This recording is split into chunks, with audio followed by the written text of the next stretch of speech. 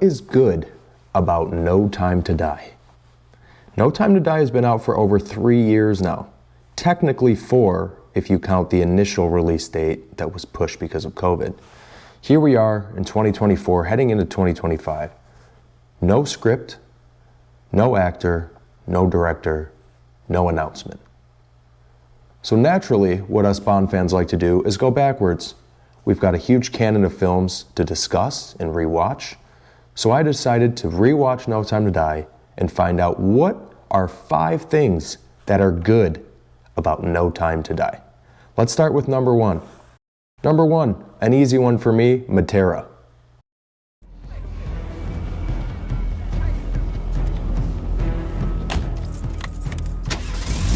There's something I need to tell you.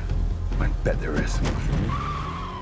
So what is good about Matera? Bond is in Matera and he's doing what I like to call his World Forgiveness Tour, starting with visiting Vesper Lynd's grave. Why it's in Matera, I really don't know. Doesn't make much sense, but I'm glad it is because Matera is beautiful. I did not even know Matera existed before this film, sad to say.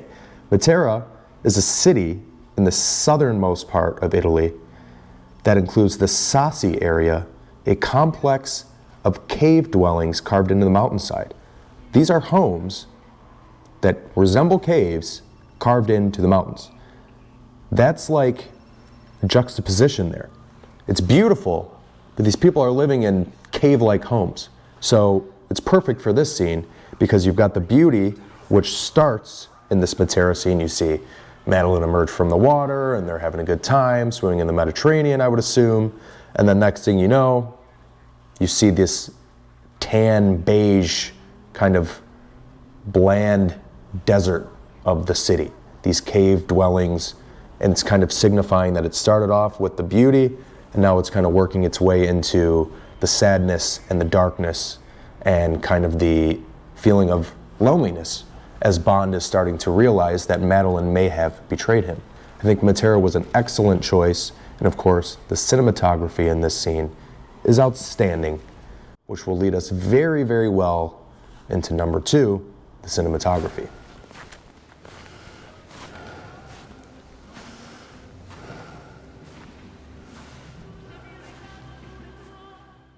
So one of the first things I noticed when watching this film, of course, because this is the opening scene as well, and this is before we were in Matera, is the way the cinematographer, Lea Seydoux, uses this scene in Norway. I mean, you got a very eerie, like dark thriller film type feel, and that's very simply because of the way he's shooting this scene as we see Safin kind of head towards the house where we eventually meet young Madeline. Lea Seydoux, you know him from La La Land, First Man. I believe those are probably the 2 movies that helped him land No Time to Die, especially First Man. But he is an outstanding cinematographer whose choice in everything from lenses to lighting to positioning of the cameras is outstanding. He knows how to make you feel kind of the way that a score would normally do in a film. He can do the same thing with the camera.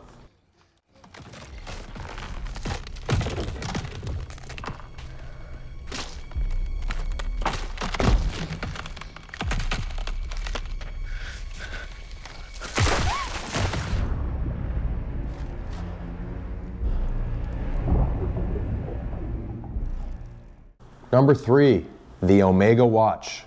Now this is most definitely my favorite Omega of all time.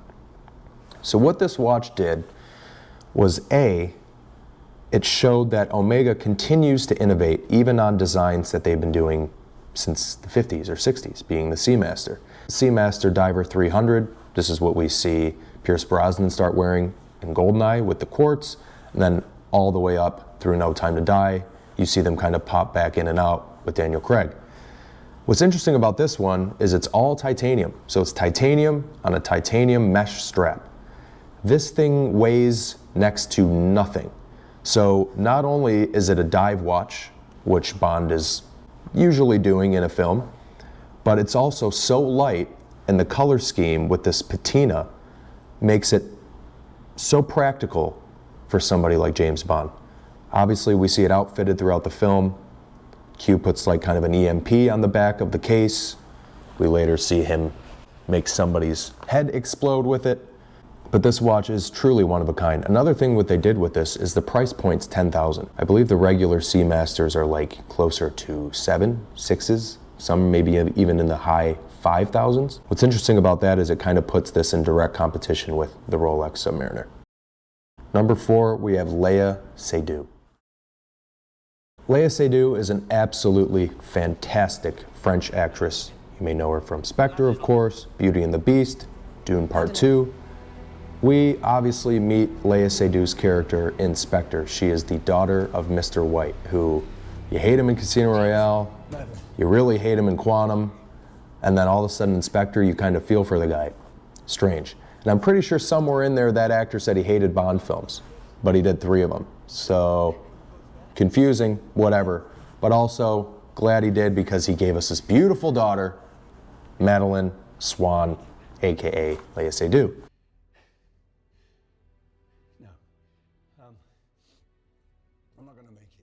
Let's take a look at this scene and kind of just let it speak for itself. The ending scene in No Time to Die. She is absolutely fantastic in this scene. Everything's good now. There's no one left to hurt us. Madeleine, you have made the most beautiful thing I have ever seen. She's perfect. Because she came from you.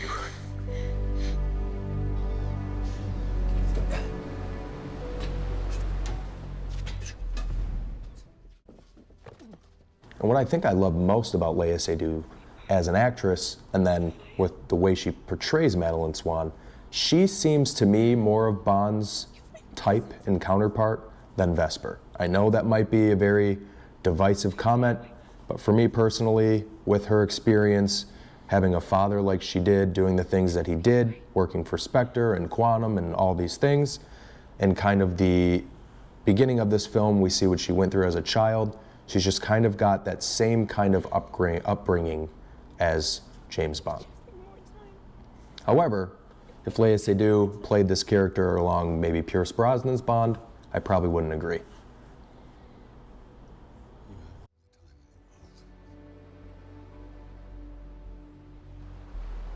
I love you. I love you too.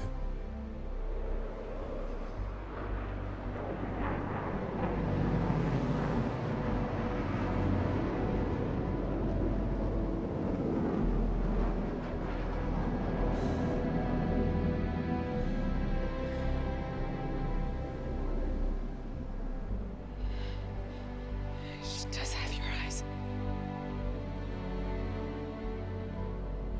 I know.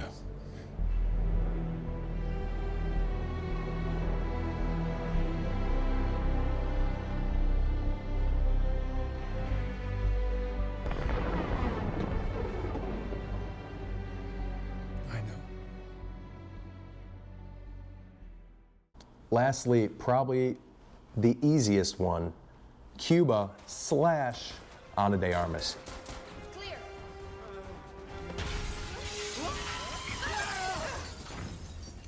May I cut in? Go get him. I'll hold him up.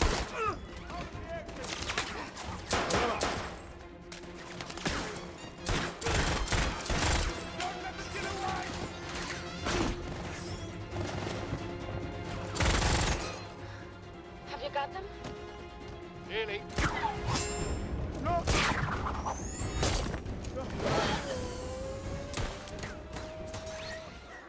Everybody loves the Cuba scene. Wasn't actually filmed in Cuba, but everybody loves this scene, particularly because of Ana de Armas. After Ana de Armas was introduced, very short-lived in this scene, she makes it out alive, everything's fine. However, she kind of jumps in, plays her role, and jumps out.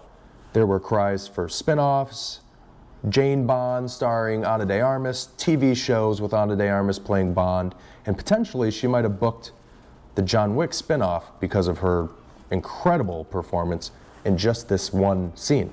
She is fantastic. She does the greatest job of playing like this innocent, first time in the field agent who then is just an absolute badass. They do a great job utilizing Ana de Armas in this scene.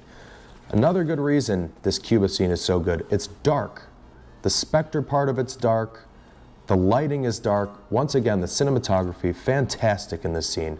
But you kind of see Bond get back to his roots of just like a beat 'em up scene. Just running around, shoot 'em up, beat 'em up, something that we want to see. This scene is so fun, very well directed, edited, and shot. Daniel Craig and Ana de Armas knock it out of the park in the Cuba scene. Those are my 5 things that I think are good about No Time to Die. I appreciate you watching. Comment below. I'm sure there's going to be things you agree with, disagree with. It's all good. Comment below. Let me know what you think. I'll catch you on the next one. Thank you.